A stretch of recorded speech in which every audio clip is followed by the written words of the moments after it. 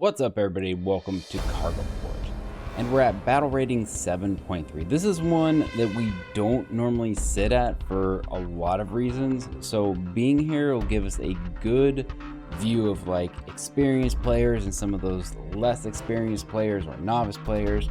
So I really think we're going to see a lot of good stuff out of this. Now, Team 2 starting out, they've got a wide dispersion going between the B and the C points, which is really, really great, especially as they're coming through the, the 5-6 block right through there. They can actually put a lot of pressure on Team 1. Now, Team 1, they went for the A point hard, like really hard. And it kind of paid off because obviously they capped it, but that leaves them with a huge disadvantage because they have to get across this open road to get to the rest of the map. Whereas if you're on the BC area, you have the opportunity to move with cover, concealment, and, kind of go unimpeded. Now, yes, the A point does have a lot of good sniping points. For instance, the tank destroyer up in B1. Yeah, B1. And, he's doing a lot of good work right there. But unless the enemy comes to that outside lane, you're not going to have a lot of opportunity to deal with them. Now, Team 1, back over here, the C point. They continued their pressure, and, obviously the guys from the A point died and moved off, and they came back around, and they're going for the C point. Now, on Cargo Port, I would highly recommend you kind of avoid the A point, especially at these higher BRs, because you have a lot of fast tanks from, oh man, everyone, the Italians, the British, the French, they all have fast tanks. That's not to say that the Germans or the Swedish don't have fast tanks, but you're gonna really see those come from those other nations. Now, for this battle, is what you can see right here, there's a lot of planes flying around. This was a very, very heavily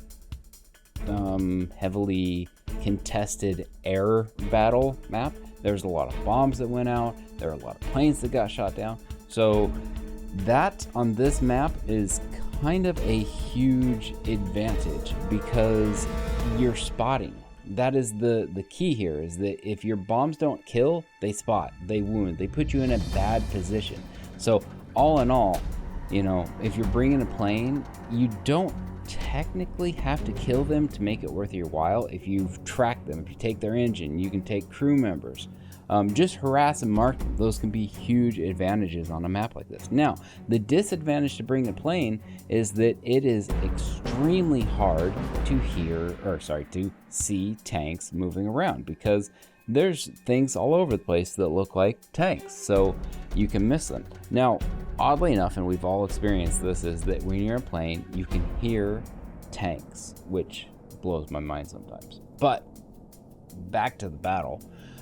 Team 1 taking dominating lead. They lost the C point, they've gained the B point. I don't know if they've ever really lost the A point through this, and I'm trying not to yawn. But from here, we can see that the biggest problem that Team 2 has is, of course, we all know it, the lack of players.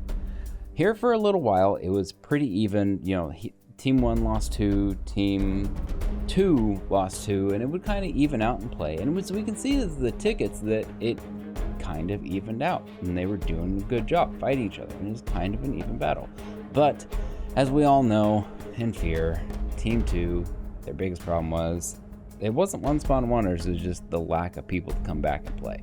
A lot of those players were in aircraft, unfortunately. I think I've said unfortunately too many times there. So with that, we're going to go ahead and let this battle play out, but I'm going to leave you guys with this.